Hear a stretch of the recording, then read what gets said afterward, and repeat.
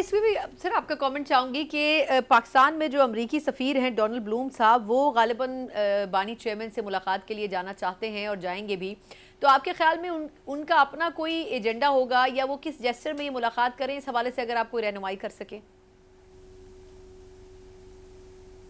मेरी इतला के मुताबिक जो कांग्रेशनल हेयरिंग हुई थी जिसमें डोनाल्ड लू साहब को बुलाया गया था, वहाँ पे कांग्रेसमैन फिलिप्स ने और ब्रैड शर्मन ने मेरे ख्याल से ये तजवीज़ की थी कि जो अमेरिकन सफ़ीर हैं वो इमरान खान साहब को जेल में जाके मिले, क्योंकि उन्होंने भी ये खदशा जाहिर किया कि जिस तरीके से पाकिस्तान की मकबूल तरीन जमात के लीडर को जेल में रखा गया है और जिस तरीके से आज सबसे बड़ी जमात को बैन करने की बात की जा रही है, तो ये जमहूरी कदरों के खिलाफ है। और उन्होंने ये सजेस्ट किया था गालिबन सेक्रेटरी ऑफ स्टेट को कि वो assistant secretary of state sorry को कि वो अपने सफ़ीर से कहें कि वो अडियाला जेल जाएं, इमरान खान साहब से मुलाकात करें। मेरे ख्याल से शायद उसी की कड़ी है।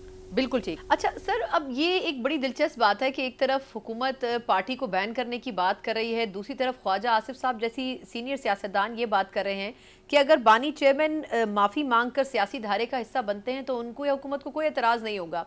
यानी एक तरफ वो चाहते हैं कि आप मुज़ाकरात की तरफ आएँ, कौमी धारे में वापस आएँ, और दूसरी तरफ वो पार्टी के ऊपर दबाव भी बरकरार रखे हुए हैं। तो उनकी इस ख्वाहिश को या इस बात को एंटरटेन करना चाहेगी PTI?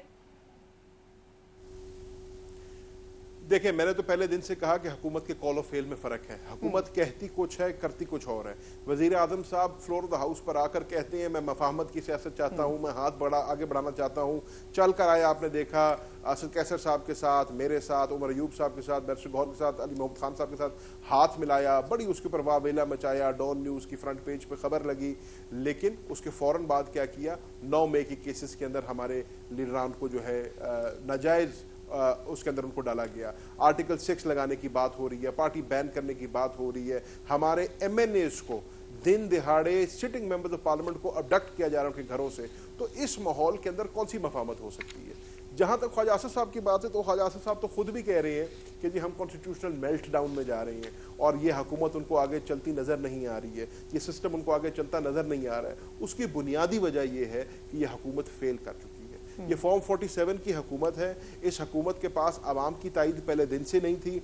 इनको ये 16 सीटों की जमात थी जिसको हमारे ऊपर मुसल्लत किया गया है और अब इसकी कलाई खुल रही है और ये हुकूमत जो है मुंह के बाहर गिरने वाली है। बिल्कुल ठीक।